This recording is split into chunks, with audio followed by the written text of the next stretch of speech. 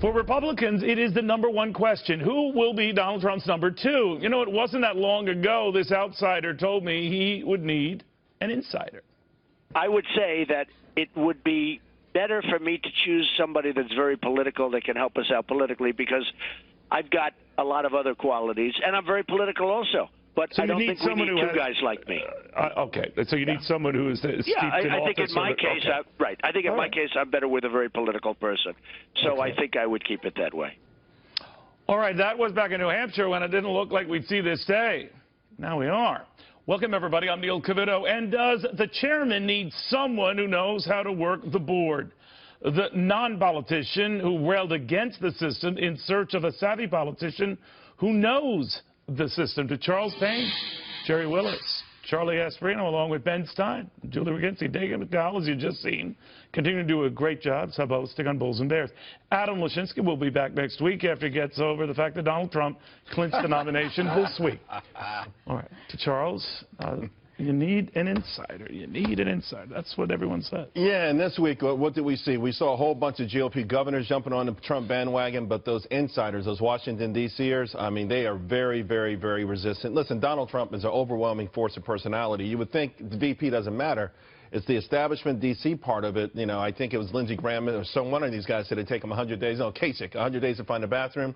But there's also other areas that it could bolster his campaign. You know, you could talk about a woman. You could talk about Hispanics, blacks. So there's a lot of areas where maybe VP could be more important than we think for Donald Trump. But the idea that he needs someone from the establishment comes at a time the establishment, or many of them, are peeling off not only from supporting him, but even going to the convention. Absolutely. What do you think? I think he needs someone to tell him, listen, if you try to renege on our national debt and pay bondholders less money, you're going to be in big trouble. I mean, I think he's, and that, because he came out with some crazy statement about that in an interview, that he's going to renegotiate that. A lot of that has to do with, you know, somebody that understands politics and... Essentially, you're saying that he can't have a sycophant. Yes. I mean, someone's got to be able to... That's a good point. And, you know, one other thing, Neil, I would say, he needs a non-sycophant, as you say, someone that understands what's going on. You can't just, like, blurt out anything that comes out of your mouth. But remember, as much as it's appealing for us and a lot of voters to say, oh, get businessmen in there, because we're all business reporters, you know, you need someone to make sure the trains run on time. I mean, that's what work the system. Back to the idea of the businessman, I mean, we've all known stupid businessmen. Of course. And I'm not saying he is. I'm just saying that you need someone who knows not only how to go through the system, absolutely, but guide you in taking advantage of that. Having said that, Jerry, I mean, it's been since his kind of pre-coronation sort of a black and blue week for him. Oh, my goodness. I mean, you know, the whole idea that he needs somebody who's not a sycophant, anybody who's not a sycophant is going to get bruised and bloodied in the process. What's ironic about the conversation we're having here right now, I think, is we're talking about making the politically correct move.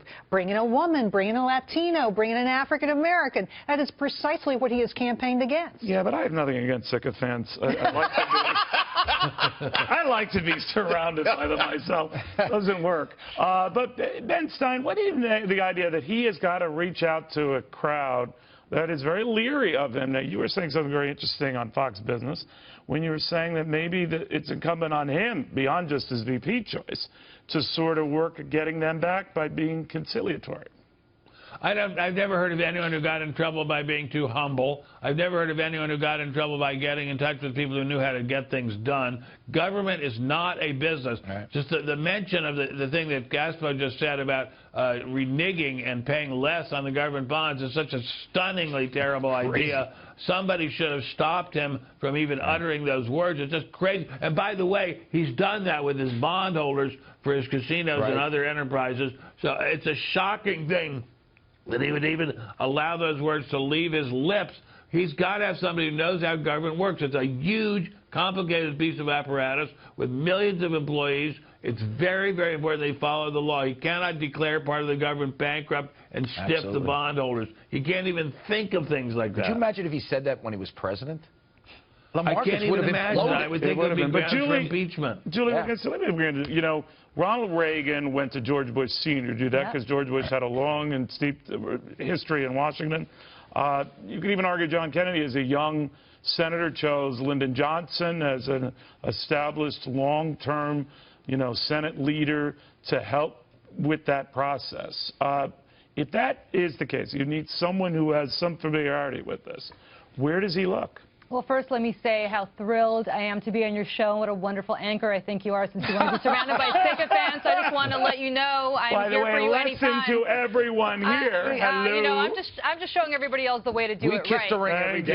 Beautiful. Look, here's the problem for him. It's not so much that he needs to be surrounded by somebody who's not a sycophant, and I agree with that. First of all, I don't think he'll go for it. But secondly, if you're a John Kasich, for example, or a Ted Cruz, or a Marco Rubio, any of these people who are so-called, Ted Cruz isn't even establishment, but any of these so-called establishment figures, do you really want to tie yourself to this guy who probably is not going to pull it off and then not be able to run again in 4 years? Because of all the baggage that he's got. Well, you never know that, though, right, Julie? I know what you're saying, and there were those who say, well, do I really want to join a potentially losing ticket? The stories are legion that George McGovern was going through potential candidates to run with him. No, but not just a losing ticket, a ticket that might potentially tarnish your goals of running next time around. I mean, look. Yeah, but people were saying that about Ronald Reagan at first, that Carter would defeat him in a romp. I'm not as ancient as you, but I somehow recall the Reagan. Now you're not being sycophantic. The Reagan. I'm just stating some facts. You just lost that whole sycophantic. But I don't remember anybody actually saying what they're saying about Donald Trump today about Reagan. All right. You look very young to me, Neil. You look very young. Thank you very much. That's how the sycophancy works. There we go. There we go. You just didn't follow it. But, you know, Charles Payne, in all seriousness, one of the things I think of here is that there is that element of this. If he keeps saying this kind of stuff, if he isn't conciliatory to Ben's point, he could lose a lot of friends, and there could be a depleting list of people. I always think that very few turn down the opportunity to run with anyone because it always boosts their image. But I can see Julie's point that if he goes down to a big defeat, they're tarnished. But still, they were running for vice president for half a year. Yeah, I mean, listen, there are people who obviously want the job, like the Chris Christies of the world.